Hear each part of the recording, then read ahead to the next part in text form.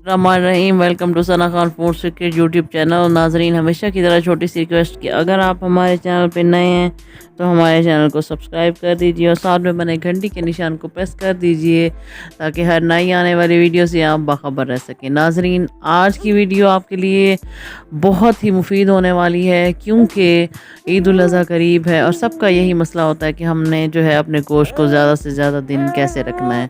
तो नाजरीन, सुन्नत और शरीयत के हिसाब से आपने दो हिस्से बांटने होते हैं रिश्तेदारों और गरीबों में, और एक हिस्सा आपने अपने पास रखना होता है।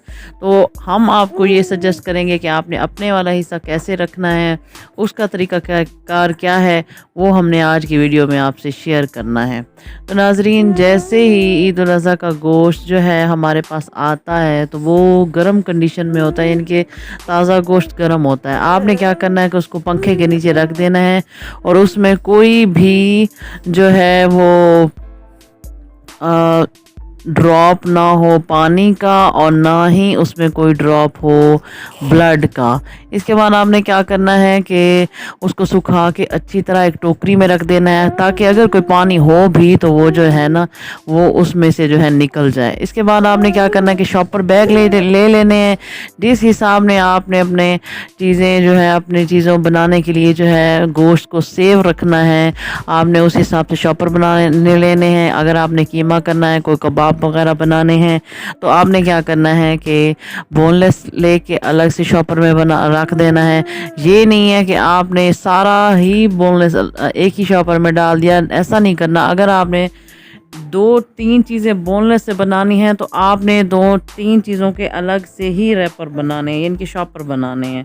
तो उसके बाद आपने क्या करना है कि आपका जो गोश्त है, जो बाकी गोश्त है, उसको आपने क्या करना है कि आपने उसको हड्डियों और चर्बी समेत अपने हिस्से बना के अलग अलग शॉपरों में रख देने हैं और उसके बाद आपने लगा देनी है उसको गिरा।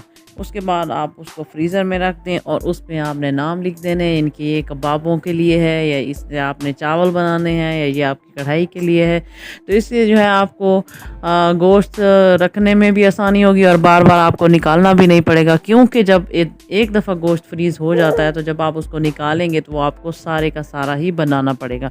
तो कोशिश करें हर रेसिपी के लिए अलग से चॉपर बनाएं और उसको फ्रीज़र में सेव कर लें। इससे आपका फ्रिज भी ख़राब नहीं होगा और आपका टाइम भी बच जाएगा और आपको जो है मुश्किल भी पेश नहीं आई होगी। उम्मीद है आज की वीडियो आपको पसंद आई होगी। नेक्स्ट वीडियो तक के लिए अपना ख्याल रखिए, दुआओं में याद रखिए, अपना फीडबैक लाजमी दीजिएगा।